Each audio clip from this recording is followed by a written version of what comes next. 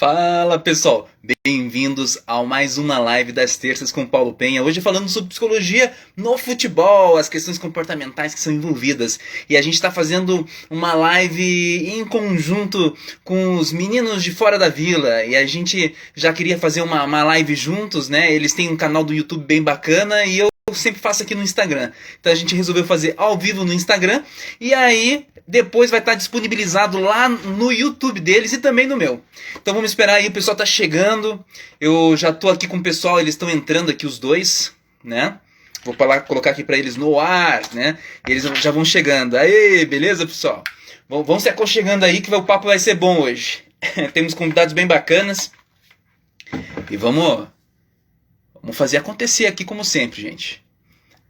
Importante essa interação de vocês, né? Trocar uma ideia, né? Tirar dúvidas, né? Essa interação é sempre fundamental. Aí o Carlos e o Danilo devem estar chegando já. Vamos ver.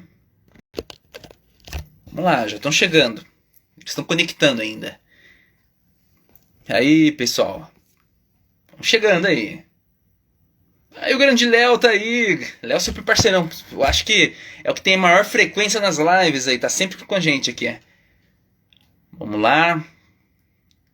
Ó, o Cadu já chegou aqui. Falta o Danilo.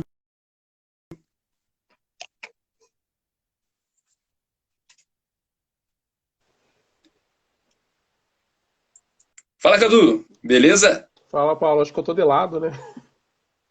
Você tá, cara? Eu acho que tem que dar uma virada aí. Vou ajeitar aqui, mas Tudo tamo aí. certo, tio? Beleza.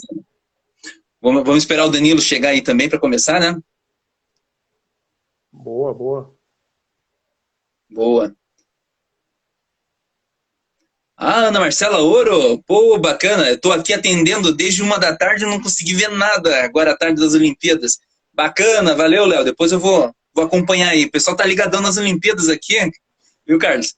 E aí o pessoal vai informando. Isso que é bom também, né? Ah, é ótimo, Mas porque vamos. nem sempre a gente tem tempo, né, Paulo? Então, na hora que pega. Nossa.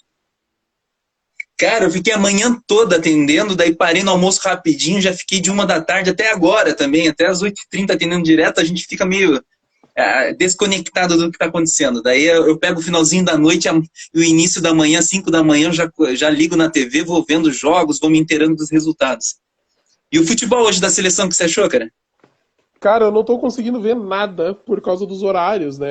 Eu acordo muito cedo e já começo. Eu saio pra Já caminhar, daí eu começa. já começo minha rotina. Então, eu tô vendo o resumo, assim. Eu tô lendo, eu pego o resumo do dia, o que que aconteceu, o que que tá acontecendo. E daí, fim de semana, que eu consigo assistir alguma coisa. Foi sofredor demais aquilo, tá louco. Mas não vamos falar, a gente não veio falar de seleção aqui hoje, né? Hoje Vamos não. ver, o Danilo, não sei, tá demorando o Danilo? Vamos ver se ele entra aqui, senão a gente começa e daqui a pouco ele conecta aqui, né? Pra gente não demorar muito aqui pro pessoal ir acompanhando a gente. Com Mas certeza. ele tá por aí, será? Cadê o Danilão? Entrou, acabou de entrar. Aqui, segura. Boa, isso. Deixa eu só conectar mais uma coisinha aqui.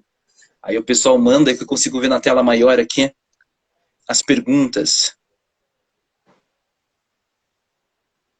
Olha lá, Danilo tá entrando.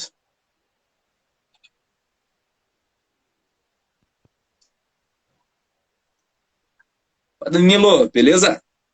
Tranquilo, pera. Tem que deixar. Tem que virar pro outro lado. Pera aí. Isso, boa. Beleza. Tudo certo, Danilo? Tranquilo, Como gente? tá indo? Opa. Beleza, então, deixa eu fazer aqui a abertura nossa, então. Primeiro, poxa, aqui foi conversando, o Danilo veio conversar comigo também, né, outro dia. Já faz quase um mês, na verdade, né? Aí falou, pô, vamos trocar uma ideia aí. Já passa rápido demais, né, cara? E aí falou, vamos trocar uma ideia aí, né? Pô, a gente tem ali no YouTube também, né? Meninos Fora da Vila, a gente fala bastante sobre o Santos, né? Tudo o que acontece, né? Nos bastidores, né? Aí eu falei, pô, pra mim é demais. Daí falou, vamos conversar na parte comportamental, emocional. Então, o pessoal tá acostumado aqui nas lives, né? Normalmente eu tô moderando e fazendo as perguntas. Aqui vai ser um pouco invertido, gente, né? Então, eu vou fazer aqui as apresentações também, né? E aí vocês vão jogando questões para mim, e aí a gente vai conversando e vamos trocando uma ideia legal. Mas antes, deixa eu fazer essa apresentação de cada um, e aí eu quero que vocês complementem depois, falando um pouquinho mais sobre vocês, e também sobre o Meninos de Fora da Vila, tá ok? Então, temos aqui, na ordem de chegada, Carlos Zuc, 39 anos, formado em comunicação pela Universidade Federal do Paraná, trabalhou em marketing digital, evento e vendas em diversas empresas como Itaú, Braspress, Clinic Arts, atua como técnico e dirigente de futebol americano desde 2016, tendo passado pelas equipes como o Moon Rollers, Curitiba Crocodiles, Barbados, né? Bárbaros e Pumas. Além de ter sido diretor da Federação Paranaense de Futebol Americano, herdou o amor pelo Santos do seu pai e até hoje reclama da arbitragem no final do Brasileiro 95. Quer dizer que até hoje ele está ainda... Meu pai, toda vez que ele tem oportunidade, ele fala mal da arbitragem daquela final. Tá louco, né? Tem coisa que marca, né? A gente fala assim, não sai mais, né? Fica impregnado aquele sentimento, né? A gente fala, a memória química é pior de tudo, né? Não desgruda mais isso, né? Sim, com certeza. Danilo, Attore, tá certo? Isso? Attore. Acertei. Então, beleza. Então. 34 anos, formado em jornalismo da UFPR, atualmente terminou o curso de letras português e espanhol da Federal também, sócio do Santos desde 2010, trabalhou como servidor público federal, depois foi tripulante de navio e voltou para a universidade. Foi blogueiro do Santos nos sites Os Geraldinos e Canelada e atualmente tem o canal Meninos de Fora da Vila. Muito bem-vindos os dois aqui. Pô, então, por favor, na ordem aí, vamos fale um pouquinho mais de vocês, e aí no final, ou emendando, vocês que mandam, expliquem pra gente aí o que é então o canal Meninos Fora da Vila, qual que é o propósito, faz o pessoal conhecer um pouquinho mais aí. A gente, na verdade eu vou direto, porque as apresentações já foram feitas, né? A gente é fã de futebol, né? Do esporte futebol, a gente é fã de esporte, né? O Danilo não tá dormindo direito assistindo a Olimpíada aí. E a gente gosta muito, e o futebol foi uma coisa que a gente sempre teve, e o amor pelo Santos, nós dois herdamos dos nossos pais, né? Eu do meu, ele do dele. E durante a faculdade a gente se conheceu, né? A gente foi contemporâneo no curso de comunicação da Universidade Federal. E aí a gente começou a assistir jogo do Santos, porque na época não era fácil, né, de ver jogo do Santos. Então a gente ia em barco, o dono era santista, e por isso a gente conseguia ver os jogos. E aí a gente ficou amigo, passaram-se os anos, muito tempo sem falar, e daí a gente voltou a ter acesso. O Danilo me convidou para entrar em grupos de WhatsApp do Santos, para a gente poder conversar sobre o time. E só que eu e o Danilo, no privado, a gente conversava demais sobre o Santos, sobre tática, sobre negociação, sobre administração, muitas outras coisas. E aí um dia a gente falou, cara, vamos levar esse nosso bate-papo pro YouTube? Vamos. E surgiu Meninos de Fora da Vila. Então, e é muito bacana. Assim, como nós não somos de Santos, né, a gente é de fora da Vila, literalmente, porque da Vila Belmiro é meio que o templo assim, do Santos, e existe a mística dos meninos da Vila, mas nós somos de fora, nós somos de longe, então a gente dá muito essa visão de como que é torcer para um time longe, um time distante. Então a gente tem vários percalços e fala sobre como que é a transmissão, como a gente acompanha o time sem estar perto. Inclusive as nossas experiências mesmo, de muito tempo estando longe, então a gente não ia para o estádio, a gente tinha que acompanhar pelo rádio, e aqui só passa o jogo dos times paranaenses, e tá certo, nada contra. E aí acabamos fazendo isso. Mas mais do que isso, é muito interessante, porque nós gostamos de outros temas. Então é por isso que estamos aqui hoje, porque para além do futebol, né, para além das quatro linhas, tem muita coisa que pode ser falada e que às vezes os torcedores mesmo não se ligam tanto, né? Eu costumo dizer assim que o futebol, dentro do contexto que é o Brasil, ele pode ser usado para muitas temáticas, assim, aborda muitos assuntos, toca em muitos aspectos da sociedade brasileira, da vida do brasileiro. Então a gente tenta falar sobre aspectos econômicos, sobre questões políticas, sobre bastidores do Santos mesmo, e aí a gente tenta trazer esses elementos diferentes. É muito bom porque o Carlos é do marketing também, então a gente tenta discutir coisas relativas a isso. E faz muito tempo que a gente queria falar sobre questões relacionadas à psicologia. Então foi muito bom que ter o seu contato e você nos atendeu, porque tem vários assuntos que a gente fica se perguntando se tem muito mais de psicologia no esporte do que o torcedor comum, nós mesmos conseguimos ver, e a gente gosta desses assuntos, mas às vezes falta um especialista, assim. Então, muito obrigado aqui pela oportunidade.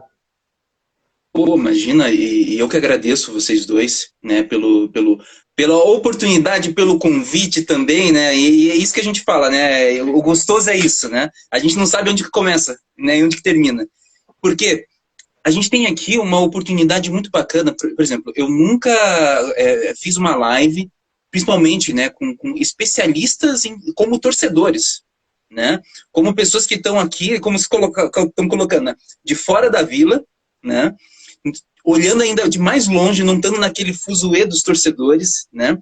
E tendo aquela visão de como o jogo está indo, né? Quem são esses jogadores, quem são esses árbitros, a comissão técnica, né? Os fatores emocionais e comportamentais que influenciam, às vezes as pessoas não entendem exatamente o que o jogador pode estar passando, né? Se o torcedor pudesse entender melhor certos dramas que uma comissão técnica ou um torcedor passa, poderia ser um pouco mais fácil, e o torcedor, em vez de xingar aquele jogador, pô, chega ali, não, força, vamos lá. A gente vê instintualmente isso acontecendo em alguns times. Em alguns momentos, alguns campeonatos específicos. Principalmente quando perde uma final, mas perde uma final que, assim, que o torcedor nem imaginava que o time chegaria naquela final. Aí os torcedores batem palma no ônibus, na frente do hotel, mesmo tendo sido vice, né? Eles ficam lá, pô, foi muito legal.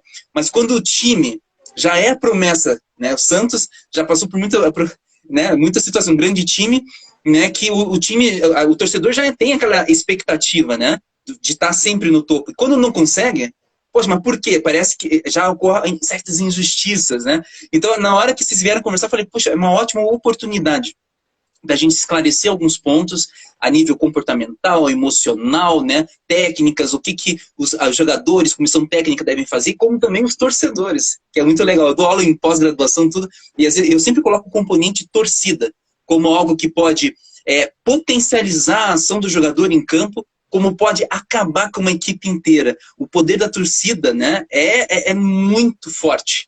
Né? Então, muito legal. Vamos começar então aí. Do que vocês querem conversar? Vamos seguir aqui. Vou ficar quieto. Eu vou puxar um assunto que eu sei que o Danilo já ia puxar. A gente teve recentemente agora, na verdade no final da última temporada, o Cuca era o técnico do Santos e ele promoveu alguns garotos da base, porque o Santos tinha uma limitação, né, não podia contratar muitos jogadores.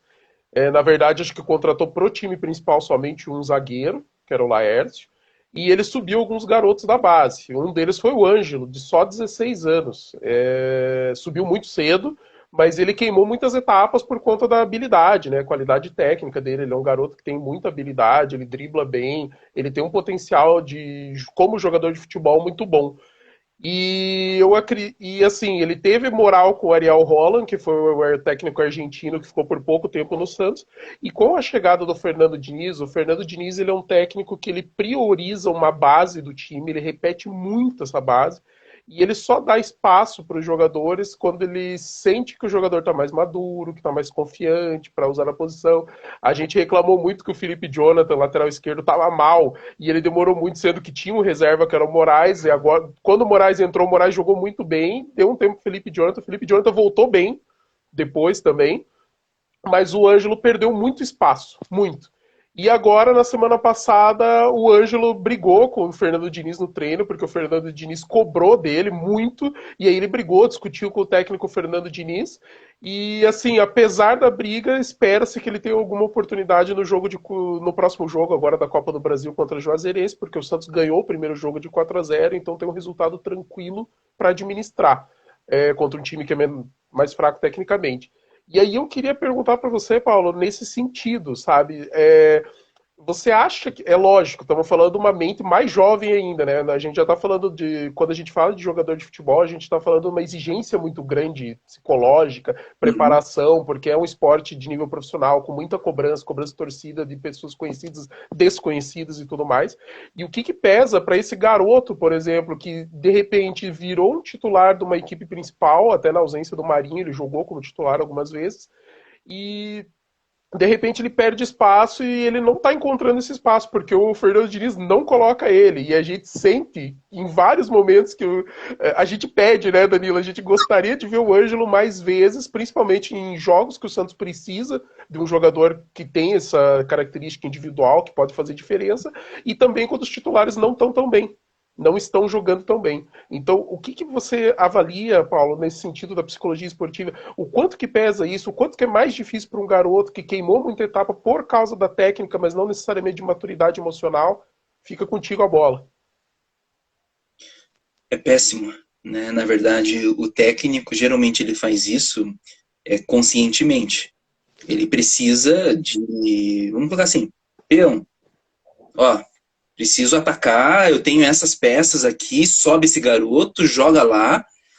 Só que a gente não pode falar especificamente de cada técnico ou cada situação do time. Mas ele sabe, muitas vezes, que ele está queimando uma etapa e ele pode estar queimando o jogador. Só que, assim, é estratégia.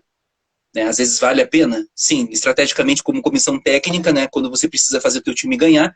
E todos como torcedores sabem que o que interessa é ganhar o jogo, ganhar o título, né? E tem muito dinheiro envolvido nisso também, né? Para que a máquina do futebol continue se movimentando.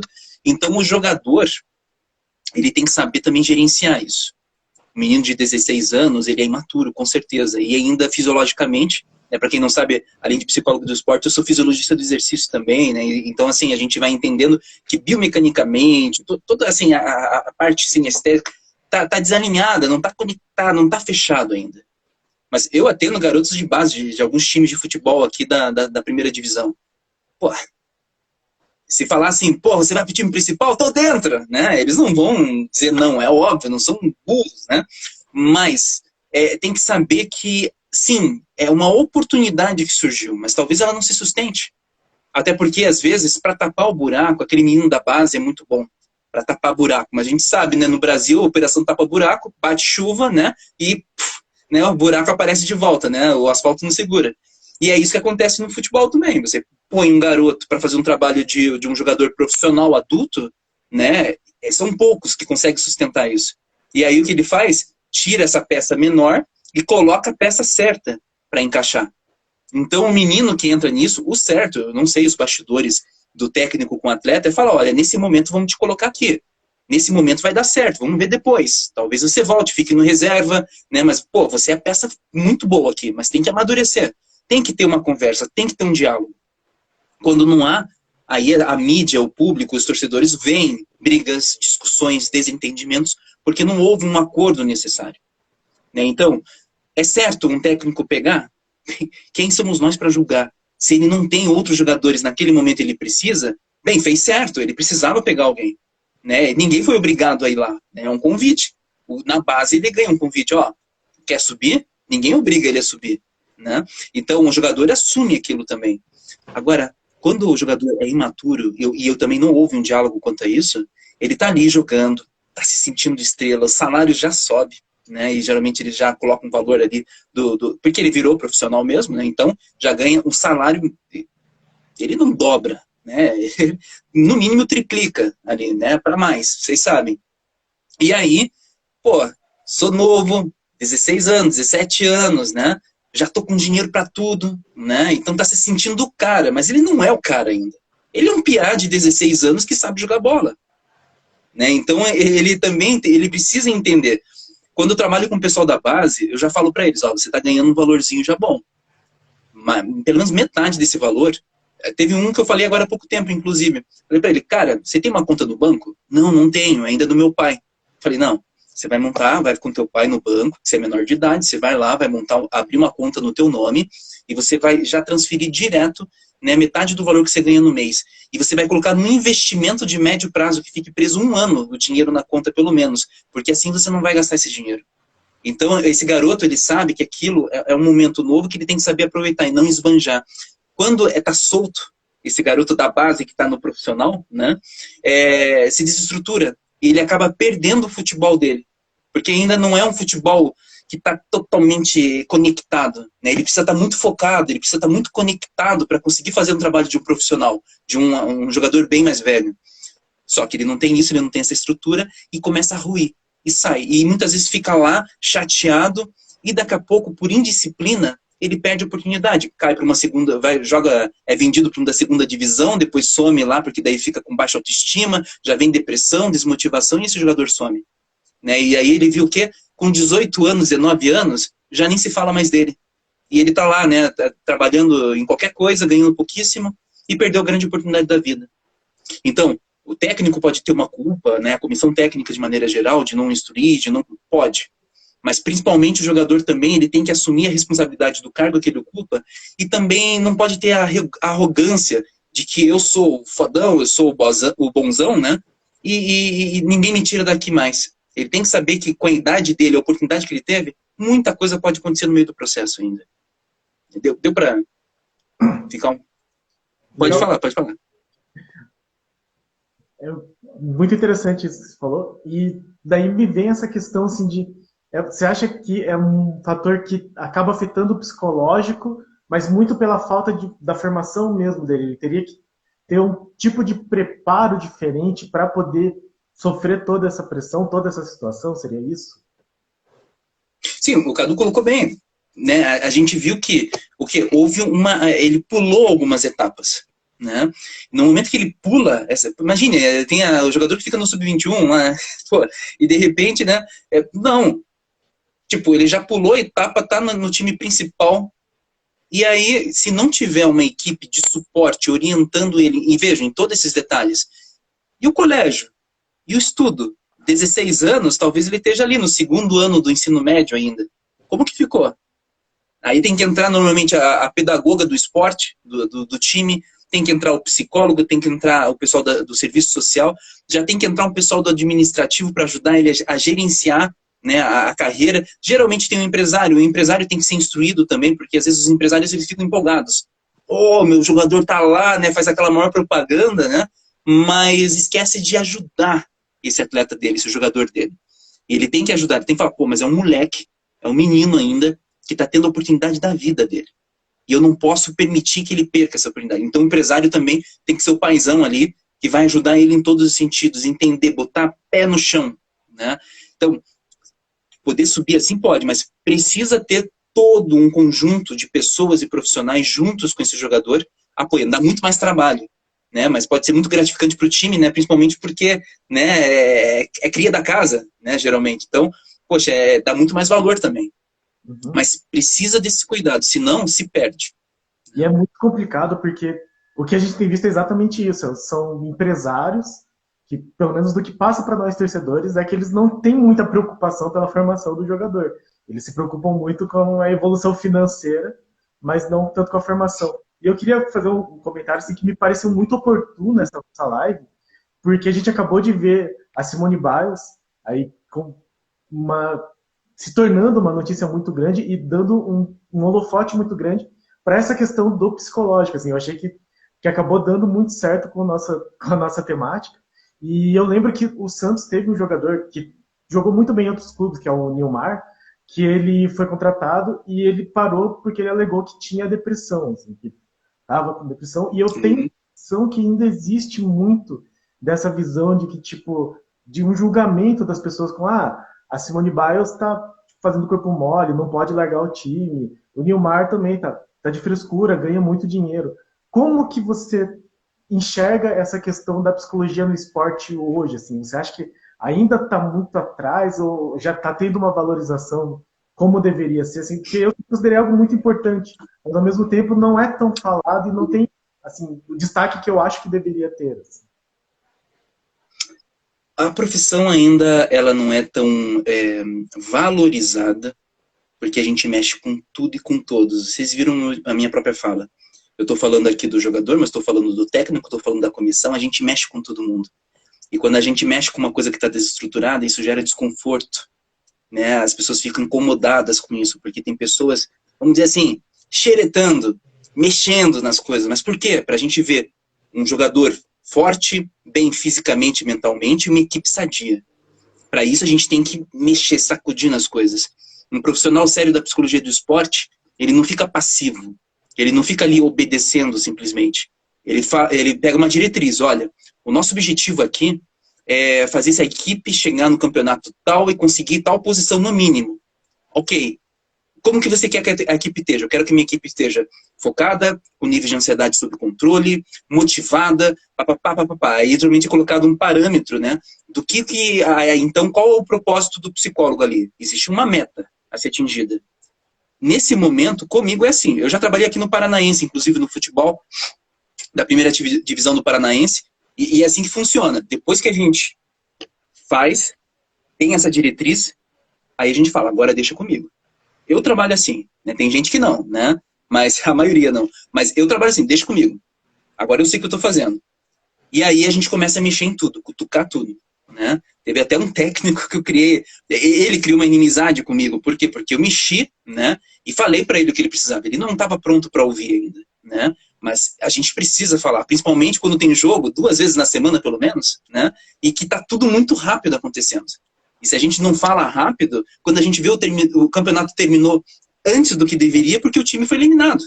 Então a gente precisa ser assertivo. Então ainda, né, existe muita... Até porque, geralmente, técnico é ex-jogador, né? A grande maioria não teve o trabalho da psicologia e cria aquela mentalidade de que eu não tive, se eu não tive, eu consegui ser um grande jogador. Bem, por que minha equipe vai precisar? Eu dou conta disso, eu fui um grande jogador, né? Então ainda tem muito desse preconceito, né, de que eu sou o psicólogo da equipe. Besteira, estão dando tiro no pé. E as Olimpíadas, infelizmente, né, tudo isso que está acontecendo nas Olimpíadas é positivo no sentido de mostrar a equipe técnica, a comissão técnica apenas, sozinha, sem um psicólogo integrante, não dá conta. E mesmo assim, quando tem o psicólogo, deve-se analisar o que o psicólogo está fazendo dentro, tanto de uma equipe, de um time ou de um comitê olímpico. Para entender exatamente, né, qual o trabalho está sendo desenvolvido, de que maneira está atingindo. Eu vou falar uma coisa, um adendo aqui à questão olímpica, né, Danilo? Poxa, da Simone. Na quinta-feira a gente teve reunião no nosso grupo de estudos, e aí, é engraçado, eu estava com os colegas, um psicólogo do Rio Grande do Sul, outro do Rio de Janeiro, e outro lá do de Teresina. Então, assim, os extremos do Brasil, e os psicólogos com uma visão, assim, até eu dei uma sacudida no pessoal, falei, gente, vejam só, é uma visão muito da mídia. Olha só, a saúde mental, olha, a depressão, né? Coitadinha, que pena, ela tá certa em desistir, ela tá certa em parar, tá certa escambau. Ela se comprometeu com uma nação, né? Ela se comprometeu com todo o povo dos Estados Unidos, né? Que realmente que ela representasse eles, para dar orgulho para eles. Então, o que acontece? A gente não pode ficar passando a mão na cabeça no momento do evento. Isso deveria ter sido trabalhado antes. Deveria ter sido visto, não colocado ela num pedestal e visto com ela como um ser humano normal, né, que tá o mundo inteiro olhando e falar, você tá bem com isso? É isso que você quer? Você tá pronta? Ela falou que ela tinha medo de sair numa maca, porque ela ia fazer uma coreografia super difícil que ela podia se machucar gravemente. E isso fez ela travar. Quer dizer, obrigaram ela a fazer uma coisa espetacular, porque ela não disse não, porque não deram a oportunidade dela dizer não. E ela poderia ter sido substituída antes de ir para Tóquio por uma outra atleta que teria se preparado melhor para fazer mais bonito. Então, a gente fala, coitadinha, sim, depressão é sério, né, e é uma coisa para ser respeitada. Mas a gente tem que entender a ordem das coisas, né? E os psicólogos do Comitê Olímpico Americano, qual trabalho eles desenvolveram? Será que eles conversaram adequadamente com ela? Né? Então, tudo isso a gente tem que analisar, né, para que a gente possa ter uma psicologia do esporte forte dentro dos times. Por que no futebol ainda são tão poucos times que possuem psicólogos, né, especialistas na área? Eu não estou falando um psicólogo clínico que entra lá, é psicólogo especialista em psicologia do esporte, que é bem diferente. Porque são pouquíssimos clubes que têm isso. Ou que tem coaching. O que o coaching é? É a mental coaching. Vai ver lá, o cara se intitula mental coaching e não é formado em psicologia do esporte. O que ele entende da mente humana? Ele entende de comportamentos, de histórias, de situações, mas ele sabe lidar com as complicações dos comportamentos humanos? Né? Então, tudo isso tem deturpado muito no mundo do futebol. Né? Outro dia vieram perguntar para mim, né? Você faz palestra em mental coach, tudo? Eu falei, sim, mental coach, treinador mental, sou psicólogo do esporte, faço sim. Ele falou, não, legal, você é psicólogo do esporte, né? Eu, sim, sou psicólogo, tá aqui, né? Porque parece que ser psicólogo é diferente de ser um treinador mental, um mental coaching, né? Em coaching. E isso não tem nada a ver, gente. Então, assim, há muitos preconceitos, há muitos tabus, resumindo a história, né? Então, a gente tem que passar por isso. Falo até para os colegas da psicologia que vão ouvir isso, né? De se imporem, de se colocarem, né? E quando estão numa equipe, mostrarem o conhecimento que possuem, não simplesmente acatar, né, o que a comissão, a diretoria está colocando. Pode até falar assim, ó, é com vocês agora, mas eu digo para vocês não fazerem isso. Agora, se eles fizerem, tudo bem. E aí você fala, mas o psicólogo não falou. O psicólogo foi contra. Mas a comissão assumiu a responsabilidade, né? Infelizmente, a gente não deu sorte. Ok. Aí, tudo bem. Mas então, veja a complexidade disso, né? Psicologia está crescendo. Já está em muitos mais lugares do que antes, né? Mas a gente precisa de muito mais força e as oportunidades também. Mas eu recomendo para o pessoal de todos os times, né? Tanto primeira, segunda, terceira, série C, contratem psicólogos especialistas do esporte. Né? Isso vai fazer a diferença, né? Psicólogos que têm experiência, que têm especialidade, que conhecem a realidade do esporte e não que querem fazer psicoterapia no ambiente esportivo. Então, é só para fazer um adendo aqui. Eu vou até aproveitar que o Paulo falou isso sobre as comissões técnicas, falar do que eu conheço, que é do futebol americano, né? Então, dentro da minha trajetória do futebol americano, enquanto eu era assistente técnico, que eu trabalhava mais de suporte,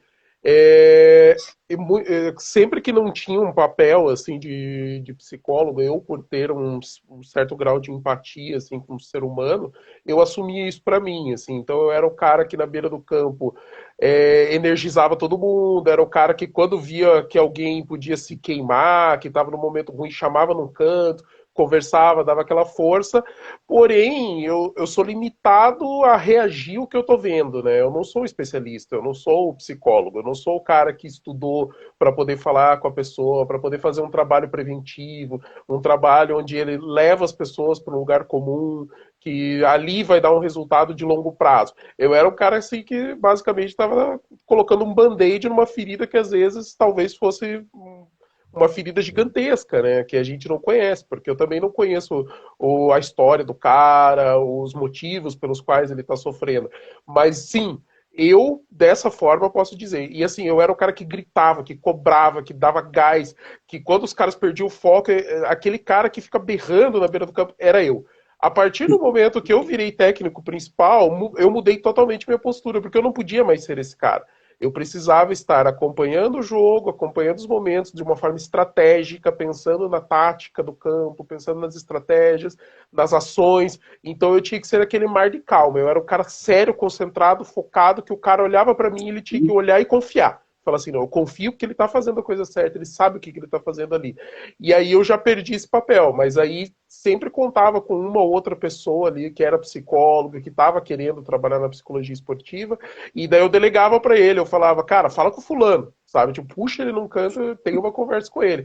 Até por conta da minha experiência como técnico, passando para o cara que estava entrando ali, né? Não, eu quero psicologia do esporte, estou começando agora, e aqui é uma oportunidade. Então, sim.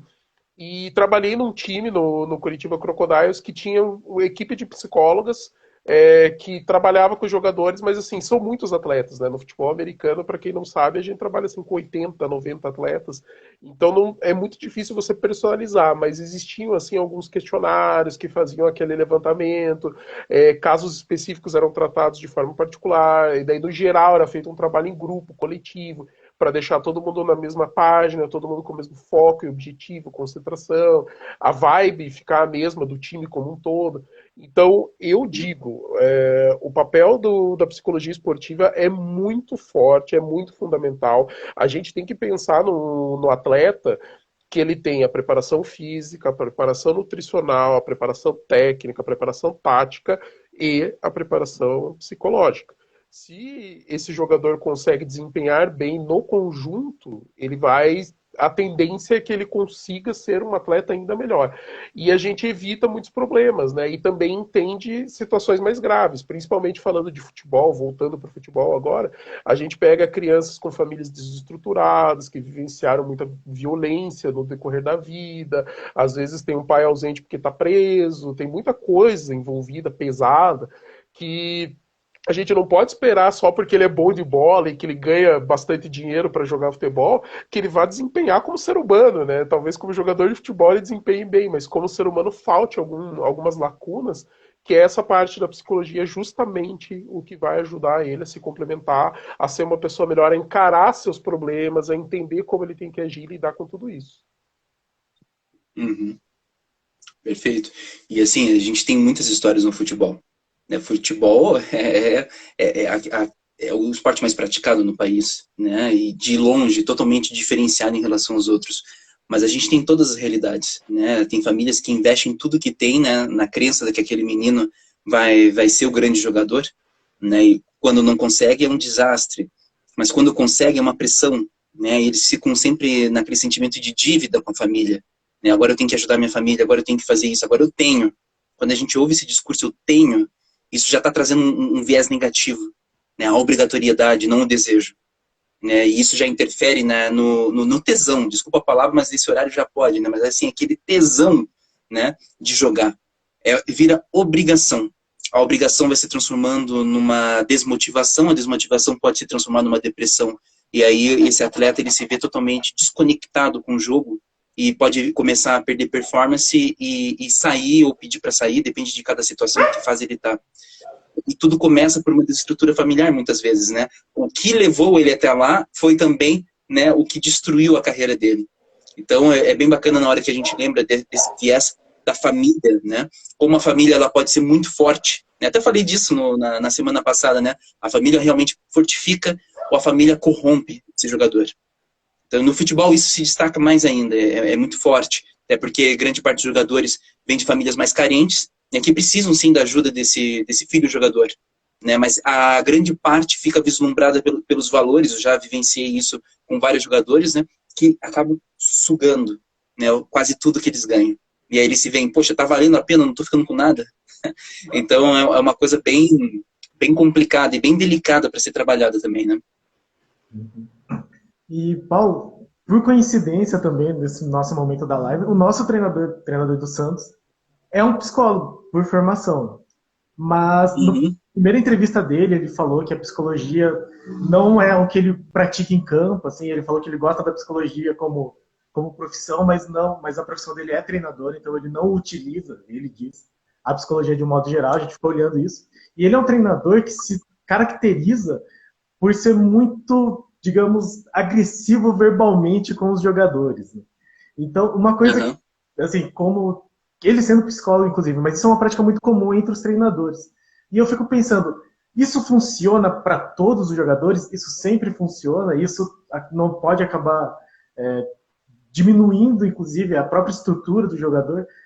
Eu conversei com o Carlos isso nos nossos primeiros vídeos, assim, só eu que na minha cabeça, tem jogador que vai funcionar melhor com um tipo de provocação, sendo xingado, e tem jogador que não.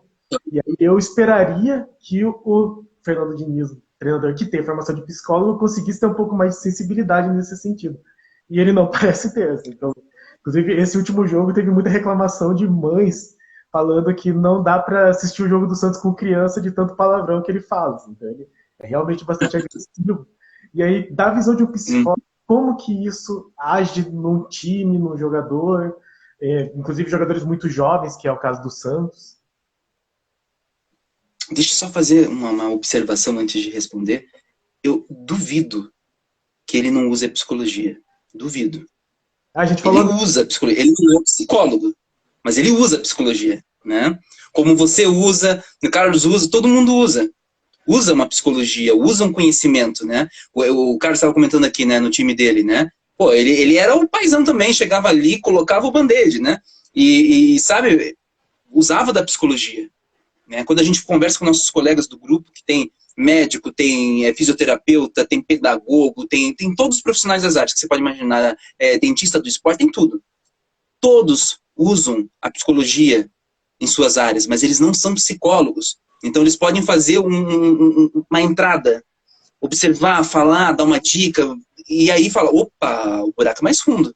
Isso daqui já não é para passar uma orientação. Eu preciso que esse atleta faça um trabalho com um psicólogo. E aí sim um psicólogo entra para fazer um trabalho de psicologia mesmo. né? Mas todo mundo usa um conhecimento ou outro da psicologia. E com certeza ele, como psicólogo de formação, usa muito da psicologia, né? Só que ele não é o psicólogo da equipe, nem poderia ser. Aí é conflito de não dá certo para ser o psicólogo e ser o treinador ao mesmo tempo. Agora, talvez ele tenha identificado num perfil de personalidade de grupo, né? Uma personalidade grupal, que a agressividade, a postura agressiva dele seja a ideal para a maior parte dos jogadores.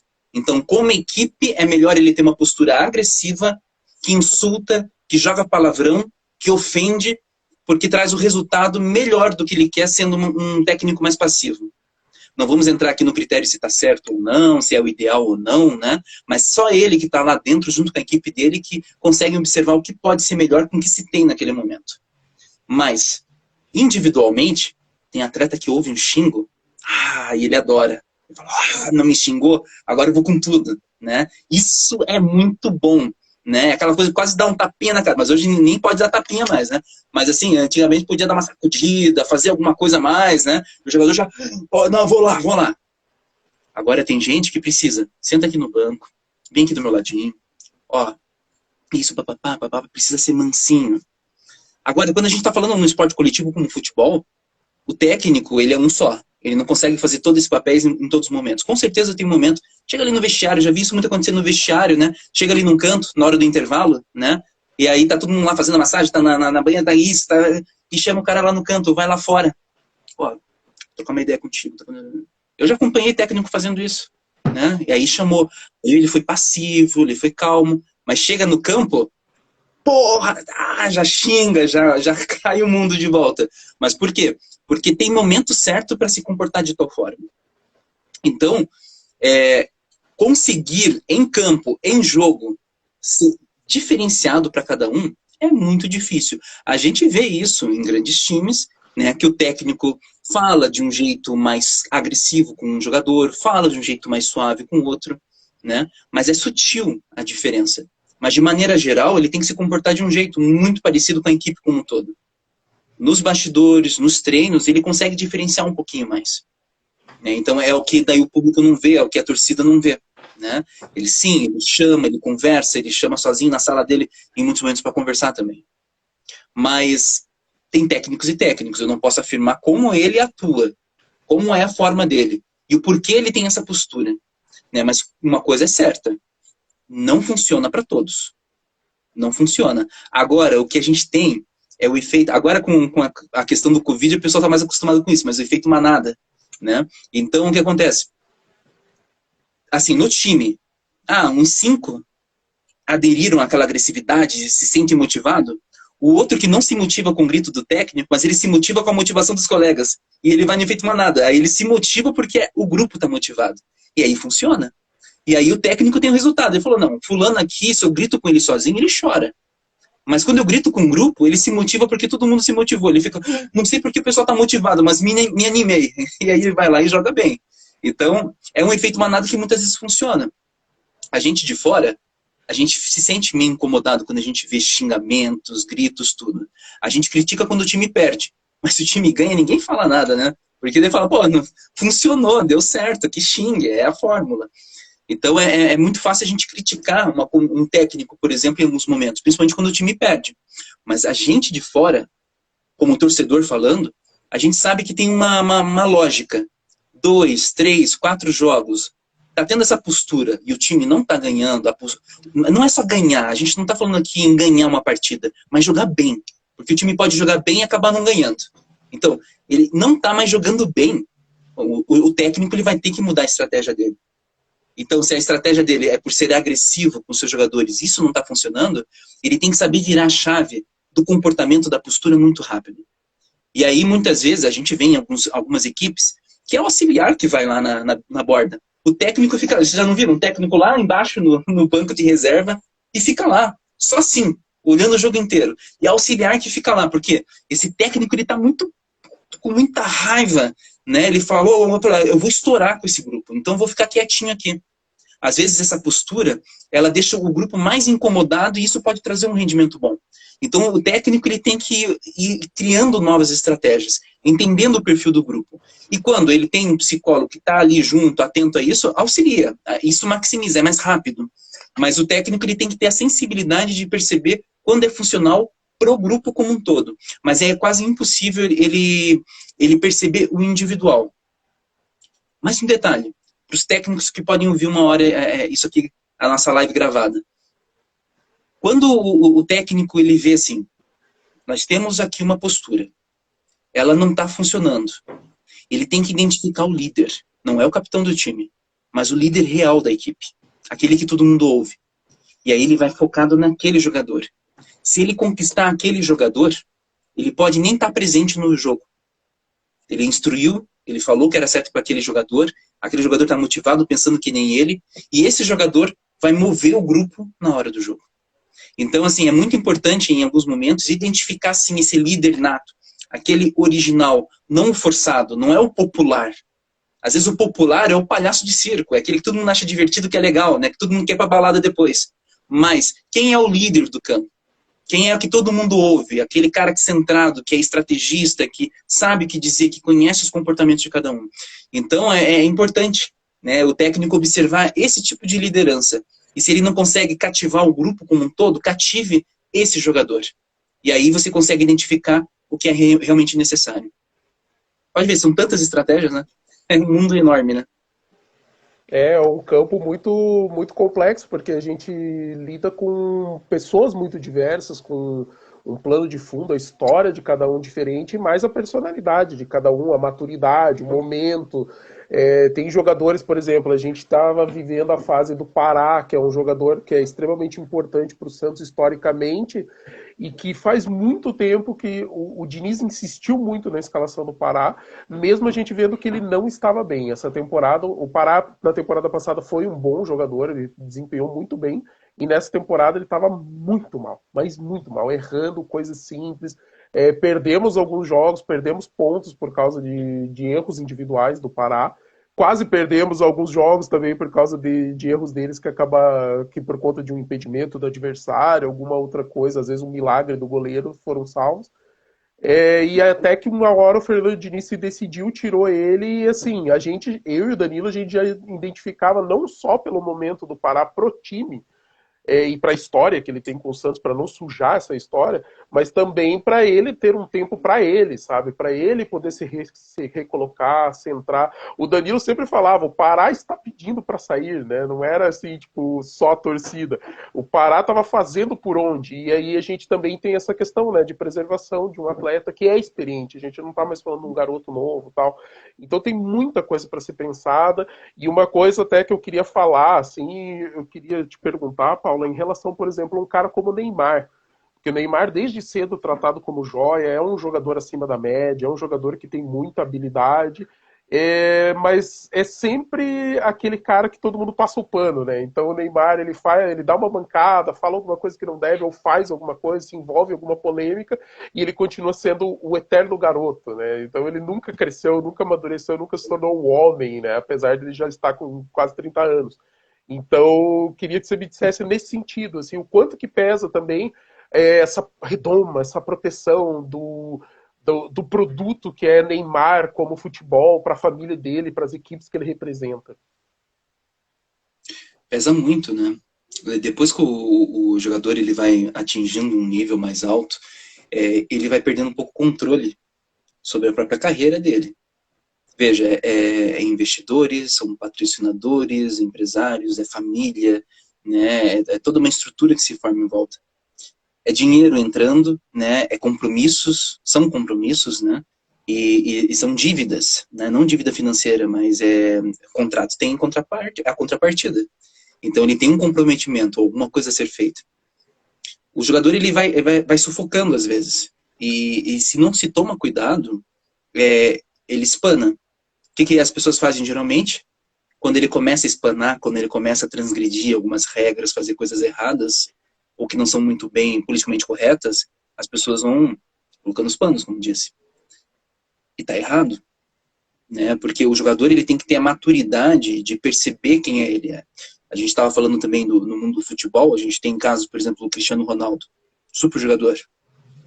Mas que daí começa a se comportar, um momento faz uma coisinha, um momento faz outra, e as pessoas falam, nossa, ele tá ecologicamente correto, agora ele fez isso, lembra lá das garrafinhas, né? Ele foi lá, trocou.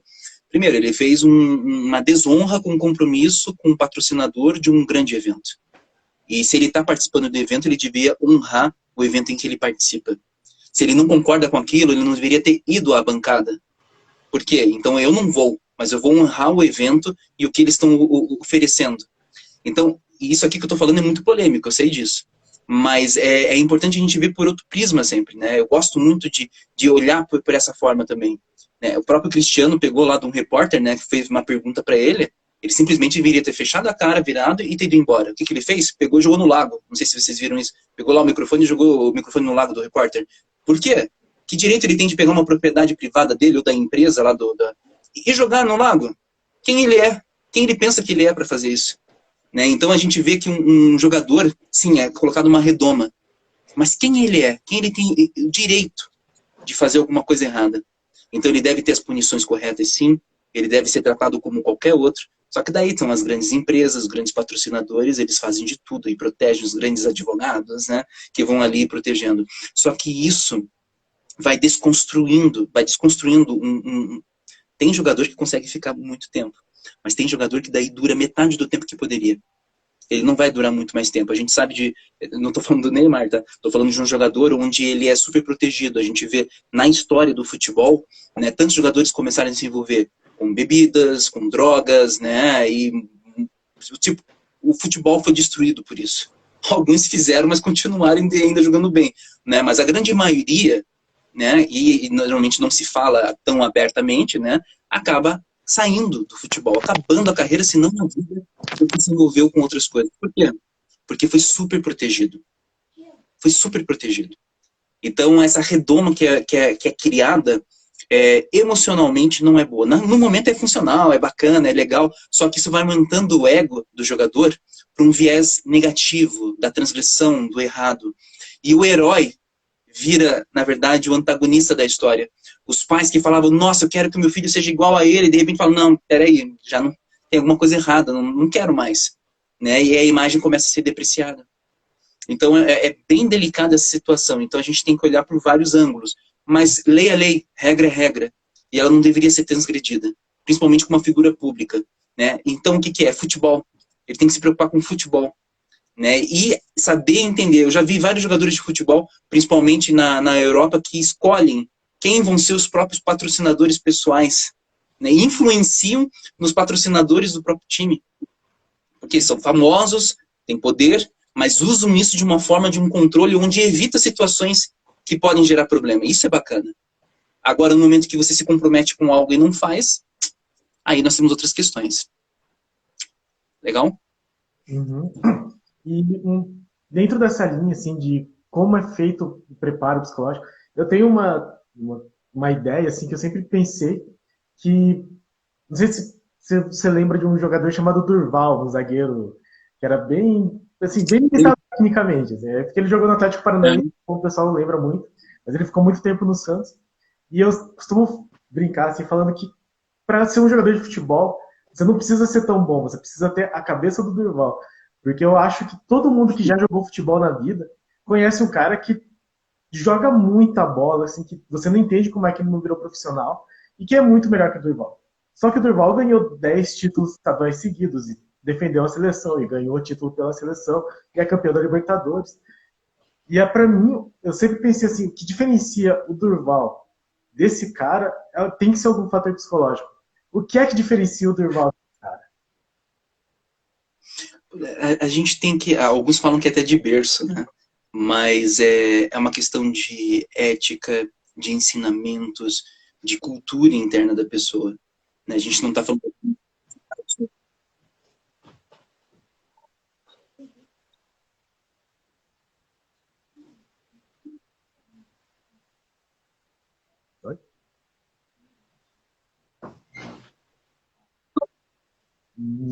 Não estou ouvindo. Já vai parar aqui. Parou. Acho que tinha alguém me ligando aqui. Coisa de fazer live no celular dá nisso. Então a gente vê muita questão interna da pessoa. A ética, a postura, o comportamento de como eu serei. A gente tem no futebol, né, nossa, a gente teve, quem foi até o Leonardo, né? Lembra do Leonardo também, que virou, agora eu acho que ele é até dono de equipe, né, lá na Europa, né? A última notícia que eu vi. Do dirigente. Dirigente do Milan, acho que agora também tá me fugindo, mas, poxa, foi um jogador que era um jogador todo constante, equilibrado, correto. Nunca ouvi falar nada dele, né? E jogava super bem. Né? E aí foi subir, até a cotovelada da Copa do Mundo de 94, né? Que ele... Mas assim, tem momentos e momentos, né? Mas a gente vê posturas. Né? Então, o que diferencia? Eu acho que é muito individual. A gente vê pessoas com as mesmas oportunidades no futebol, né? Com a mesma qualidade de jogo, no mesmo momento, na mesma época, na mesma equipe. Um sabe aproveitar corretamente, o outro não. Né? Outro dia eu estava conversando com um atleta meu, ele estava em Santos. Mas a gente não está em Santos. Mas ele estava em Santos, do futsal, ele. Estavam numa competição. Teve agora no outro final de semana. E foi muito interessante, porque daí falou, o pessoal tá indo numa lanchonete agora à noite e tudo, mas eu tô no hotel. O pessoal foi na lanchonete. E tinha jogo no dia seguinte de manhã. E ele tava no hotel, descansando. Né? Então a gente começa a perceber, né? Mesmas oportunidades, mesmas situações, mas posturas que se diferenciam. É muito difícil dizer essa fórmula, né? O do Durval, o caso dele, né? É muito complicado a gente tentar, né? De extrair o que fez ele ser como foi. É muito complicado, mas o que a gente sabe, existem algumas constantes comportamentais. É disciplina, é ética, é respeito ao time, é garra, é força, perseverança, né, e tantos outros comportamentos que realmente fazem com que o atleta ele tenha as condições. E é óbvio, habilidade. Né? Tem assim, muitos que nascem sem talento nos pés. E futebol a gente sabe, né, o nível é tão alto que ele precisa ter nascido já com uma habilidade. Um jogador sem a habilidade de nascença, ele consegue tecnicamente ir longe. Mas realmente a gente fala daí lá Neymar e alguns outros jogadores, ter uma pegada diferente, é ser instintual, aquilo que você consegue jogar com os olhos fechados, né, e fazer um gol com um ângulo perfeito, né, sem pensar. Esses que nasceram, né, com a bola no pé, esses fazem a diferença. E aí quando eles têm a disciplina, uma série de outras condições, eles conseguem ir mais adiante. Então também tem esse fator que a gente vê, né? Mas o talento associado à disciplina, isso leva mais longe. Mas é óbvio, a gente vê alguns casos, né, onde a pessoa se destaca, mas sendo totalmente indisciplinada. Mas porque realmente fazem jogos espetaculares, e aí, tipo, todo mundo quer estar junto, porque todo mundo quer se apropriar desse jogo e ganhar muito, né? E futebol, né, é a glória do gol, do campeonato, mas é muito dinheiro envolvido, né? Então, aonde se puder lucrar com isso, eles vão querer lucrar. Então, quando a gente discute outros esportes, a gente fala, futebol é uma história à parte. Né? A realidade do futebol é totalmente diferenciada do restante dos esportes. Né? É muito diferente. Então, podem ver que volta e meia a gente está ouvindo falar de patrocinadores, de dinheiro, de mídia, né? De tantas outras variáveis que nos outros esportes já não tem. Né? Os outros esportes é o esporte por si. O futebol, né, é uma fórmula muito complicada. E vejam, por exemplo, Santos, cada época, cada grupo, cada formação muda completamente o time. É um outro time. A gente tem a história, a gente tem a tradição de um time. Mas aquele time não é mais aquele time lá do Pelé. Não é mais. Mudou. Né? Cada geração, cada época é totalmente diferenciada. Quando as pessoas se prendem ao passado, tentando fazer com que o time funcione exatamente como funcionou aquele último que ganhou o campeonato, geralmente não funciona. Você tem que identificar os novos componentes do grupo, né? E aí você consegue extrair muitos Durvais aí na história, sabe? Porque você consegue identificar, você consegue polir esses jogadores também. Eles precisam, às vezes, simplesmente, sabe, de um pequeno acabamento, sabe? Bastar um pouquinho as arestas ali e de repente você fala, opa, agora ele se achou e eu achei esse atleta. Mas quando você tenta padronizar um jeito de jogar, e como a fórmula foi essa, e agora vai ser dessa maneira, não dá certo. Então, por isso que o trabalho também da psicologia, ele é contínuo e constante. Às vezes o pessoal quer também, lá no início se perguntaram como que é hoje, né? Muitas vezes é reconhecido, mas é para apagar incêndio, é numa emergência. Aí o trabalho é feito, o time fica legal, bem polido emocionalmente, e aí no próximo campeonato, não, agora não precisa, o time tá bom, o time já não é nem igual mais, mudou tudo. Então o trabalho também tem que ser contínuo. Cada equipe é um novo pensamento, uma nova postura, novas ações a serem feitas. Então, assim, Danilo, muito difícil a pergunta, né? É complicada mesmo, né? Porque você viu, né? Não tem a resposta precisa para isso. Mas sim, existe uns pequenos componentes base que são essenciais. Ok? Mais alguma pergunta? Não, eu queria terminar, assim, mas pensando agora na situação da psicologia esportiva no Brasil, assim. Na questão da Simone Biles e tal, que, como você disse, assim, parece que não foi feito um trabalho de estrutura psicológica antes, né? Para ela ter desistido do jeito que ela chegou, parece que ela teve que carregar muita coisa que estourou naquela hora da competição. E aí foi muito interessante que a Rebeca Andrade falou da importância da psicóloga dela, da importância de ela ter tido um suporte psicológico, de ter feito a análise muito tempo, enfim, de ser atendida há muito tempo. E é uma ginasta que sempre teve alto nível, mas nunca participou das competições porque teve 3 lesões muito feias. 3 vezes passou por cirurgia no joelho. E aí eu fico pensando na questão do futebol brasileiro. Não sei se você sabe como que é a situação dos outros países. Eu queria saber como que você enxerga essa psicologia no âmbito do futebol, no momento, em comparação com outros países, e se nós estamos num caminho bom, a curto ou médio ou longo prazo, qual é o futuro do futebol pelo olhar da psicologia?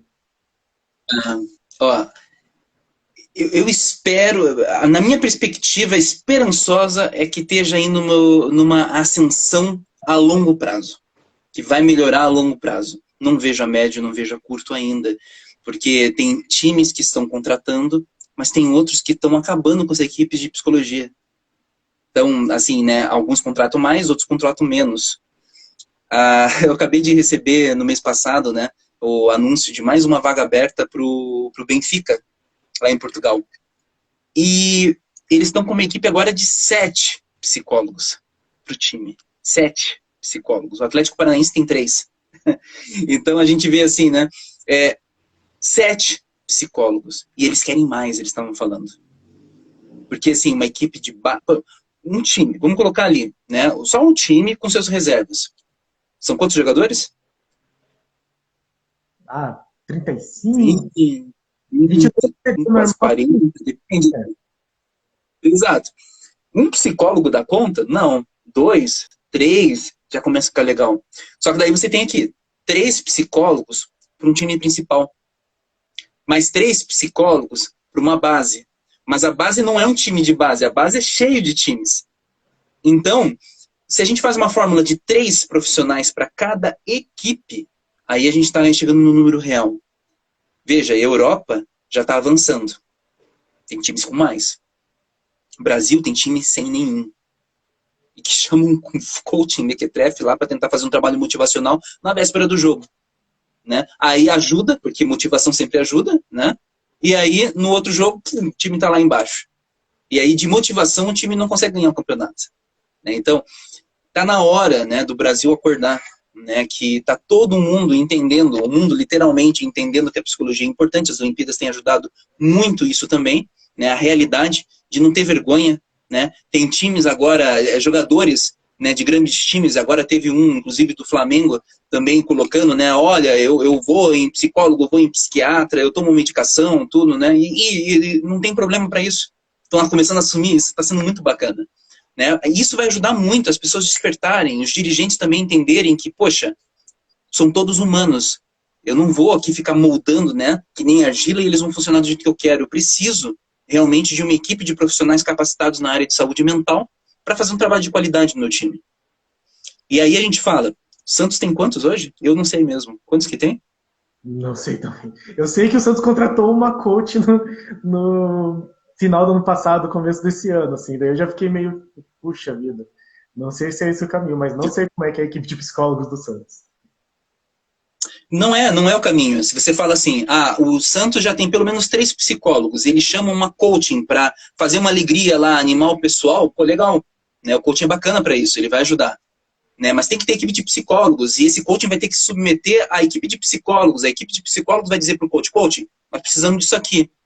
Você que tem a expertise nessa área, vai motivar eles, faz uma dinâmica, faz aquela palestra show, faz alguma coisa interessante. Porque o psicólogo, né, até eu faço algumas coisas assim, né, mas a maioria não faz, né, porque fica lá mais restrita, mais tímida, quietinha num canto, né. Então o que tem que fazer, né, precisa sim chamar às vezes esses profissionais. Mas ter apenas esses profissionais, negativo. Então o Santos está muito atrasado e eles têm que olhar mais para a Europa e se espelhar lá no que eles têm feito, né? Porque isso é o que está acontecendo agora. A gente está numa época, né? A gente fala assim, o mal do século é a depressão, desse século em que nós estamos. E isso está inundando em tudo, inclusive no esporte. Até porque o atleta não vive só do esporte. Ele tem toda uma realidade em volta dele. Então se a gente não cuidar disso agora, né? Pode realmente termos situações mais graves acontecendo no futebol. E a gente não tem mais relevância internacional. Né? Imagine, o futebol aqui dentro sempre vai ser essa disputa. Mas se a gente quer realmente voltar a ser o melhor futebol do mundo, que nós não somos mais, a gente precisa realmente fazer a diferença. Nesse momento, imitar o que principalmente a Europa tem feito. Né? Mas depois superar eles. Até porque o nosso tamanho é maior do que a Europa inteira ali. Então, né, a gente tem muito mais futebol, muito mais coisa acontecendo. Por isso que a gente tem um ciclo anual de jogo que não acaba nunca. É muito time, é muito campeonato, é muita coisa. Então, a gente precisa ter uma estrutura que suporte tudo isso. Lá, em outros locais, a gente tem épocas específicas, eles têm intervalos maiores. E aqui, o jogador não tem intervalo. Ele não tem descanso. Ele não descansa o corpo, ele não descansa a mente. Então, se ele não vai descansar a mente, que tem alguém para trabalhar a mente dele, ajudar ele a equilibrar as coisas. Então, se os dirigentes, a equipe técnica começar a pensar dessa maneira, eles vão ter que contratar aí, em cada equipe, pelo menos um profissional. E esse é o ideal. Né? Então, no Brasil, eu vejo assim, se eles forem por esse caminho, a longo prazo, a gente pode ter uma mudança significativa. Mas agora, no momento, eu não estou vendo esse movimento. Infelizmente. Né? Ao contrário, um time da magnitude do Santos, que contrata uma coaching apenas, não dá, não pode. Né? Isso não tem como. Né? Até, assim, por isso que a gente, dentro da psicologia do esporte, que é um grupo muito desunido ainda, deveria se unir para mostrar, olha, isso aqui precisa de psicólogo do esporte. Né? Como a lei já existe para a base, onde é obrigatório ter psicólogo na base. Por isso que tem psicólogo na base. Porque trabalha com menor de idade, então tem que ter psicólogo, assistente social e pedagogo. Podem ver todas as bases dos grandes times dessa equipe. Mas não é porque eles querem, é porque é obrigatório. Se não fosse obrigatório, não teria. Então, porque às vezes até fazer um movimento, ser obrigatório nos times maiores, nas equipes principais, talvez seja uma oportunidade de todo mundo perceber realmente o quanto é relevante. Mas enquanto a classe não se unir realmente em prol disso, continua desunida, correndo atrás de migalhinhas no futebol, né? Fazendo o que geralmente os dirigentes querem, e aí se perde uma psicologia do esporte com qualidade. E é isso que a gente está vendo no cenário nacional ainda, infelizmente. Né? Temos exceções, é óbvio, temos ótimos profissionais em grandes times também que estão fazendo coisas espetaculares. Eu conheço alguns, inclusive. Né? Mas em outros a gente sabe, inclusive a gente discute isso também, que, poxa, poderia ser muito melhor. Mas então, acabou se desfazendo, desculpe interromper, mas você falou que tem um clube contratando e tem outro que se desfaz da equipe. É porque eles não enxergam o resultado? O que leva um time o resultado demora um pouco mais? Ou qual que é? É simplesmente às vezes, não vê a necessidade? Então, às vezes eles pensam que o psicólogo é milagreiro. Que se tem psicólogo, é para nunca acontecer nada. Não é que nunca vai acontecer nada. Olha só, no caso da menina lá, da Simone, da ginasta. Um psicólogo trabalhando ali, ele poderia falar, olha, essa aqui tá indicando um quadro de depressão, pode ser que ela vai espanar com a pressão. Então, a recomendação é essa e pronto. Então, ouvi isso, pelo que eu vi, ninguém sabia de nada. Então, houve uma falha. Agora, se eles falassem, não, a equipe médica de psicologia já tinha conhecimento da situação, mas como eles não tinham uma substituta à altura, eles arriscaram. Tudo bem. Né? Então, o que os dirigentes devem entender que uma equipe de psicologia ela vai encontrar fatores que podem realmente influenciar positivamente e negativamente a performance de uma equipe esportiva, de um time ali deles. Mas o psicólogo ele vai trabalhar questões com grupos, sim, mas ele precisa também da adesão do técnico, ele precisa da adesão dos dirigentes para algumas ações específicas. Se não houver essa adesão, o psicólogo ele consegue trabalhar até um certo ponto. Ele não vai conseguir resolver tudo. E muitas vezes, quando eles falam assim, estou pagando o psicólogo, né, é para o psicólogo resolver tudo. Não, negativo. O psicólogo não resolve tudo. Ele mostra caminhos, ele trabalha com técnico, trabalha com a comissão técnica, né, mostrando formas de poder as coisas serem um pouco melhores. Mas, né, é um caminho, é mais um recurso, é mais uma ferramenta. Né? Ele não vai conseguir resolver tudo. E é isso que muitas vezes a comissão não entende. Também por falha dos psicólogos, de às vezes não deixar isso claro. Olha, eu preciso de todo mundo conectado na estratégia. Se a gente fizer isso daqui, há mais chance, mas há uma possibilidade ainda da gente não conseguir. Né? O psicólogo não é guru, não é mago, não vê o futuro. Né? A gente tem estatística, a gente tem análise de comportamento, né, e de probabilidade do que pode acontecer. Se trabalha com os atletas individualmente e em grupo. Mas mesmo assim, alguma coisa pode sair. A gente está falando em comportamento humano e ele é volátil. Né? Mas sim, a gente ajuda, a gente complementa e a performance, o time fica mais equilibrado. Mas vamos lembrar uma coisa. A gente tem no nosso coração os batimentos cardíacos. E nós temos as arritmias. A arritmia é quando ele dá aquele pico a mais, quase aquela pontada no peito que a gente fala. É aquela arritmia. Mas o coração, ele bate, se a gente vê lá no gráfico, ele está assim. Ele oscila. E o ser humano é assim. Ele oscila.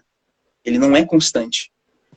Então, o que a gente tem que entender é que a gente consegue entender uma média de comportamento. Mas um momento ou outro, uma coisa ou outra pode sair. Ninguém é robozinho e a gente não é um programador de computador. Então, quando um dirigente pensa que a gente vai ser milagreiro e que vai chegar ali em uma semana, um mês no máximo, resolver um problema de uma equipe inteira, que você tem lá 40 jogadores, não dá. Não dá, né? E o psicólogo já foi contratado em vários lugares para fazer, em outros esportes também, para fazer trabalho emergencial. Mas na hora que eu vou assinar o contrato, eu falo, nesse tempo de vocês eu vou tentar fazer o meu melhor. Mas não tenho garantia de que vai ser resolvido. Mas eu vou tentar. Topa? Não, Paulo, vai lá o que você puder. Então tá combinado. E nunca tive problema com isso, porque eu falo na hora. Se você não quiser, eu não assino, a gente não fecha. Eu não vou fazer um trabalho onde vocês vão falar depois que o meu trabalho foi ruim. Então, ou vocês assumem que está muito em cima da hora e que sim, que vocês querem que eu tente ajudar, eu posso tentar ajudar. Mas não tenho garantia de serviço em tão pouco tempo. E é essa postura que a maioria deveria ter. Eu falo isso para meus alunos na faculdade. Né? Se posicionem. Se você se posicionar, você está garantindo a qualidade do seu serviço. E a maioria não se posiciona. Aí o dirigente pensa que agora o psicólogo está ali e diz que vai tentar resolver tudo. Ele já está acreditando que você vai resolver tudo. E muitas vezes não resolve. Mas não resolve nessa temporada. Mas deixa o psicólogo ficar lá mais um pouco, fazer um trabalho com qualidade. Na outra temporada, aí sim, talvez a garantia esteja mais certa. De que são pouquíssimas situações que vão ocorrer. E quando ocorrerem, não vão comprometer a performance do time. Porque foi uma pessoa, não foi o time que se desestruturou. Agora a gente já viu em seleção brasileira, né? Em final de Copa do Mundo, né? Um fica instável, e isso foi uma coisa que todos ficaram instáveis. Peraí, que trabalho foi feito com esses jogadores que se estabilizaram de forma geral? Né? Então precisa-se ser feito um trabalho de mais médio e longo prazo. Precisa-se ser feito um trabalho estruturalmente correto. E não, às vezes, a fogo de... Assim, não dá. Fogo de palha. A coisa vai e explode. Então, é muito sério isso que a gente está falando. Né? E é preciso mudar paradigmas. Né? A forma como se vê a psicologia, a forma como se usa a psicologia. Então, a gente tem trabalhos pontuais, rápidos, motivacionais, focais, mas que ajudam naquele momento, dão uma alimentada na motivação. Mas se você quer um trabalho contínuo, onde esteja equilibrado, que depois de um tempo nem seja o trabalho, porque daí o psicólogo não tem mais trabalho. Ele só faz a manutenção de um estado mais constante e vai lidando com problemas pontuais. Esse é o melhor dos mundos, quando a gente chega nesse ponto. Né? Mas para isso a gente precisa de tempo. Né? O psicólogo ele precisa ser parte contínua do time, né? Da equipe fixa de um time. Aí ele consegue gerenciar por mais tempo e tá mais no controle das situações. É fácil. É o que eu sempre tive, assim. Então, me preocupa que não exista essa realidade no Brasil e me preocupa ainda mais agora que você falou que não está caminhando para isso, assim. Então, São poucos times que têm uma estrutura invejável, assim, são poucos times. Tem no Brasil, né? Mas são poucos. A maioria, né? A maioria não tem e a outra metade dessa maioria nem quer. Acho que não precisa. Então, assim, ainda a gente vai ter que ter um bom trabalho, e é tão bom uma live como essa, né, que depois vai estar aí divulgada para todo mundo, porque para as pessoas começarem a mudar um pouco essa percepção. Dá uma chance para os psicólogos em qualquer time do país, mas dá essa chance não é faça hoje e me mostra amanhã. Não, faça hoje, me mostra daqui a 2, 3 meses, 6 meses. Aí eu quero ver o resultado. Dá tempo, dê tempo para o teu psicólogo poder fazer um trabalho com qualidade. Caso contrário, dificilmente vai sair o resultado. Então, é importante de lembrar disso. Inclusive, eu acredito assim, né, que o trabalho dentro das equipes, começando desde as categorias de base, para você poder fazer o acompanhamento em longo prazo dos meninos ali que tem aquele sonho, igual você mesmo falou, Paulo, que às vezes eles são esperança de mudança de vida de uma família que às vezes é gigante, que muita gente está se sacrificando, botando toda a esperança no futuro daquele garoto. Então tem muita coisa para se pesar, mas deveria ser feito pensando não só na questão psicológica em função do esporte, mas também na questão de ajudar na formação para a vida, né? Porque não são todos que vão ser jogadores de futebol de sucesso, não são todos que sequer vão ser jogadores de futebol profissional. Então tem muita coisa para pesar, mas que a gente também pode adaptar, já que o cenário é de mercado, né? A gente está pensando no jogador como um ativo de mercado, né? A gente está pensando nele como quase um insumo a ser muitas vezes explorado por um tempo aqui e depois exportado, e muitas vezes ele é exportado antes de ser explorado aqui no Brasil mesmo. A psicologia também deveria fazer parte desse pacote de venda do jogador, né? Não é só o que ele apresenta em campo, mas é a garantia de que ele vai cumprir com o seu contrato, ele vai cumprir com o comportamento exigido pelos técnicos, ele vai ter uma estrutura psicológica bem formada para aguentar os momentos ruins, pressão num país onde a língua é diferente, onde nem sempre ele está acompanhado, às vezes é uma pessoa só da família, às vezes não é ninguém, às vezes ele vai sozinho para tentar. Então, assim, independente do ponto de vista, o mais social, mais humano, de formar um ser humano melhor, com menos problemas psicológicos, com uma base, uma estrutura psicológica melhor, mas também já pensando, já que estamos trabalhando com um mercado e ele demanda lucro, esse ser também um diferencial, né? Eu penso dessa forma, assim, que se você tem uma equipe bem estruturada e que forma, isso é um pacote para você falar. Você fala, pô, o cara teve acompanhamento desde os 7 anos de idade aqui, ele tá pronto, cara, para aguentar a bucha que vocês vão exigir dele aí fora. Então, se você comprar o meu jogador em vez de comprar um jogador aqui do meu adversário, a chance do meu dar certo é melhor do que a do outro, porque ele teve um trabalho melhor de formação. E isso eu penso em várias áreas, mas, cara, eu penso especialmente na psicologia, porque a gente vê muito caso de jogador que ele vai para a Europa, passa 6 meses, é o bate e volta. Aí ele volta aqui só para ganhar mais numa equipe brasileira, porque, cara, ele não consegue se adaptar. Seja porque o técnico não vai com a cara dele, seja porque ele foi uma contratação de um dirigente que já saiu e agora não quer mais esse jogador, seja porque ele não se adapta à cultura local, ao idioma, porque é diferente. As culturas são muito diferentes ao redor do mundo.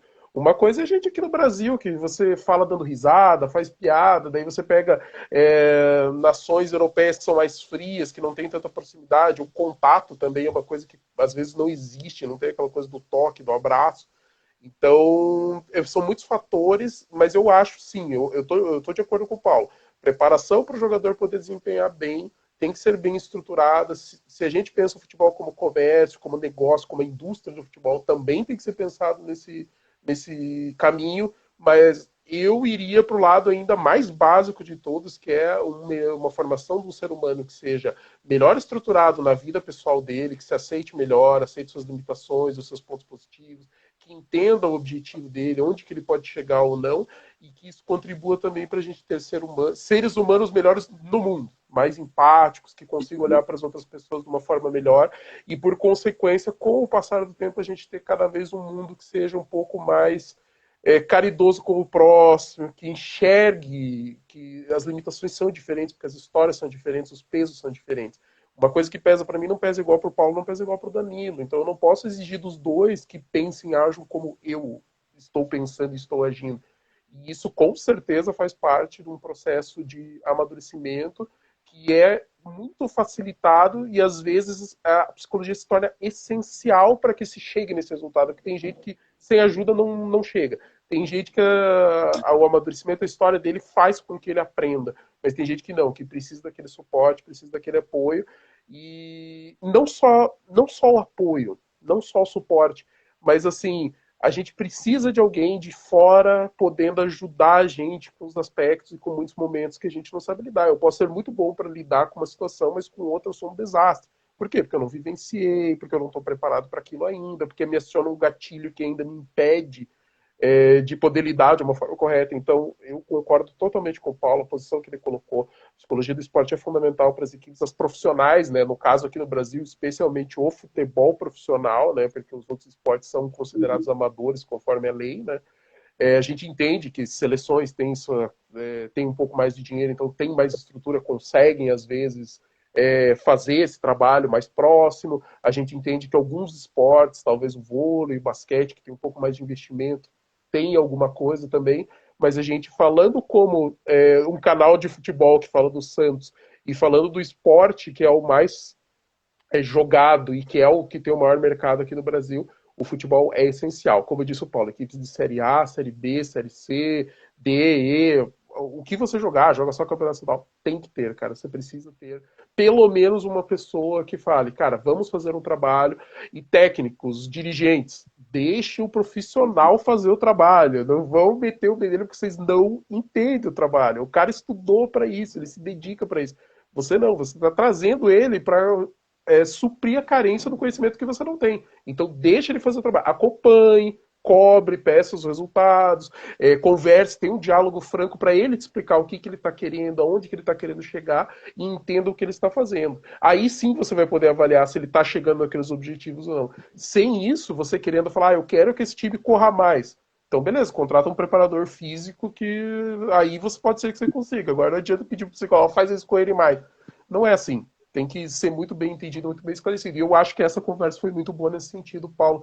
Agradeço demais assim, essa oportunidade de poder falar com alguém especialista. Porque é igual o que o Danilo falou antes, a gente tem os gaps, a gente gosta, mas a gente não é especialista, a gente não entende totalmente, a gente tem um pouquinho ali de vivência, o que já aconteceu e tudo mais. Mas, cara, espetacular, assim, eu tô bem feliz assim, com essa conversa. Eu que agradeço. E, gente, para mim falar sobre esse assunto e foi por um caminho até que eu não imaginei que a gente ia conversar hoje, e é muito importante. É bom poder falar disso e expressar como que a gente está na psicologia, o que é a psicologia de verdade, né, para que o futebol possa se aprimorar. Né? O futebol já mudou, futebol mundial, e a gente está ainda nos anos 50. Então a gente precisa realmente evoluir, a gente precisa entender que a gente precisa acompanhar, por isso que está tudo isso acontecendo. Né? Até reflexo em seleção a gente já começa a perceber. Né? Por quê? Porque aqui, a nossa base, a estrutura, quem são esses jogadores hoje? Né? Eles precisam ser melhor compreendidos, eles precisam também ser moldados, trabalhados para encarar o que é o futebol de verdade. Né? E fazer a coisa bem alinhada. E os times, né, como o Santos, como outros, né, poderem se destacar ainda mais. Então, para mim, a oportunidade de poder estar falando, né, sobre essa área que tanto amo, eu acabei de assumir esse mês, agora de julho, né, a presidência da Associação de Psicologia do Esporte do Paraná, inclusive. Né, agora, como presidente, estou fazendo uma análise de tudo que a gente precisa agir, né, até principalmente ano que vem, passando todo esse período mais pandêmico e as coisas voltando já à normalidade, a gente possa fazer algumas ações mais incisivas, né, um pouco diferentes, né, defendendo a nossa classe, né, e mostrando a relevância para os locais também da psicologia em todo o Paraná, pelo menos, né, mas a gente já está em articulação com alguns colegas de outros estados também, para trazer unificação. E a ideia é unificar, não é mais separar, né, como muitos órgãos antigamente da psicologia esportiva fizeram, mas sim unir. E isso, com certeza, vocês vão poder ver o resultado um pouquinho mais para frente aí, né, eu já espero que não seja a longo prazo, mas a médio prazo, pelo menos, já espero que as coisas possam ir se modificando. Que bom vocês poderem abrir esse espaço para a gente poder falar aí também na psicologia dentro do futebol, na hora que o Danilo chamou para falar aí, né, no futebol, mostrando a realidade de Santos e de tantos outros times no contexto do futebol, é essencial. Né? É um esporte que precisa, emergencialmente, né, ter esses profissionais, né, em suas equipes. Né? E quem não está atrás. Tem time no Brasil, alguns, né, são poucos ainda, dá para contar numa mão, mas que tem a estrutura ideal, uma estrutura boa. Então, eles que se espelhem, porque esses times estão se destacando cada vez mais. Isso já é estatístico aí nos últimos anos, como eles têm sido mais constantes entre os primeiros times que ganham os grandes torneios, os grandes campeonatos. Então, isso daí é uma estatística, é matemática. Matemática mexe no bolso, quando mexe no bolso, eles se mexem. Então, eles percebam que eles estão perdendo dinheiro em não investir na psicologia. Então, espero que acordem para isso, que investir, né? O psicólogo ganha um pouquinho menos que um jogador de futebol profissional, né? Muito menos. Então, vale investimento, gente. Vale investimento porque vai ajudar os jogadores e a equipe como um todo a evoluírem. Obrigado pela oportunidade, viu? Paulo, eu que agradeço aqui por essa oportunidade mesmo. E, assim, eu sempre busquei olhar muito para essa questão psicológica. Agora, depois dessa conversa, eu vou buscar ainda mais analisar isso como uma torcida afeta o jogador, como a falta de torcida afeta o jogador, como o próprio treinador vai afetar o jogador. Então, eu vou pensar em várias questões agora, inclusive para fazer o vídeo, antes de criticar o jogador, eu vou pensar algumas vezes aí nas minhas críticas. Mas muito obrigado. Aqui. Por quê, né? É legal. Eu espero que no futuro, assim, quando a gente tiver algum outro tópico desses, a gente possa entrar em contato novamente e conversar mais uma vez. Com certeza. Show. Muito obrigado, gente. Vou até cantar uma pedra já para a próxima conversa, então. Tava ouvindo um podcast falando sobre o antirracismo no esporte. Foi no ano passado, durante os protestos pela morte do George Floyd. Então é aquele podcast Dinheiro em Jogo, do Rodrigo Capello. E ele chamou duas pessoas, dois negros, um que trabalha com um patrocinador de esporte, outro que trabalha próximo do esporte, assim, com entidades e tal. E uma das coisas assim, que eles me colocaram e que me ajudou a mudar um pouco do meu pensamento foi exatamente a questão de muitos jogadores, apesar de serem negros e saberem que são negros e eles se declaram negros, eles não se propõem a serem vozes. E, assim, a gente que tá de fora, é muito fácil exigir do Neymar, por exemplo, né? Falar, Neymar, você é negro, cara, se posicione, sabe? Seja um bastião seja um símbolo aí dessa luta contra o racismo e tal. E eles, como negros, claro, que daí tem toda a voz e o direito de fala ali para estarem falando um negócio que claramente eu não entendo, porque eu não passo por isso. Eles falaram, cara, a gente não pode exigir. O racismo tá incluso também dentro disso, sabe? De você exigir de uma pessoa que ela se posicione, por sendo que às vezes ela não está pronta e não se sente à vontade para fazer isso. E mudou minha cabeça nesse pensamento. Então eu falei assim, cara, eu preciso conversar com alguém, então de repente, numa próxima oportunidade, a gente fala sobre os aspectos psicológicos dessa questão de posicionar, não, o que influencia, e aí também a gente pode chamar alguém para a gente poder, de repente, falar sobre o racismo no esporte, e a gente junta tudo numa coisa só, eu acho que pode funcionar bem também. Acho um papo bacana e até legal para fazer uma abertura para esse tipo de discussão. O que é racismo e o que é o antirracismo, né? Será que realmente esse racismo é real que está acontecendo hoje em dia, esses movimentos, né? Ou será que nós devemos absorver tudo isso que está ocorrendo também? A realidade de lá, a realidade de cá? Ou é parecida, mas não igual? Então, as nossas reações não devem ser iguais também. Então, tem muita coisa para se discutir em cima disso. Eu acho que é muito válido, porque as pessoas elas têm que entender a nossa realidade aqui, né? O Brasil, como funciona. Nesse dia eu estava ouvindo uma palestra sobre racismo, e falando, por exemplo, por que a Argentina quase não tem negro e no Brasil tem um monte de negro? Porque a Argentina tinha tanto escravo proporcionalmente do que o Brasil. E cadê os negros da Argentina? Fuzilados. Quando acabou a escravatura, eles mataram todo mundo. E isso não se fala, né? Então fala, peraí, né? Então o que é? O Brasil é racista, será? O que houve exatamente, né? Então, e meu pai é negro, então eu posso falar disso tranquilamente, né? Então, para vocês verem, assim, que tem muita coisa bacana para a gente poder conversar sobre isso, sim, né? E a gente tem que ver a que proporção isso toma. Eu acho que é uma conversa bem bacana, topei. Na hora que quiser. Vamos combinar, então. Show. Gente, muito obrigado de novo, né? Encerrando aqui a nossa live, né? Vai estar disponível depois, né? No YouTube do Meninos de Fora da Vila, né? Vai estar lá no meu também, né? Essa conversa, esse vídeo. Para mim, o maior prazer, né? Pessoal, por favor, siga aí o Instagram deles, siga lá no YouTube também, né? Valorize o trabalho que eles estão fazendo aí, que está muito bacana, né? E continue acompanhando a gente aí. Semana que vem a gente tem uma live bem bacana também aqui, né? Nas terças-feiras, 8h30. Logo, logo vocês vão saber o que é e com quem será, beleza? Gente, obrigado mesmo, viu? Boa noite. Obrigado, Paulo. Boa noite. Valeu, gente. Abraço. Abraço. Até mais.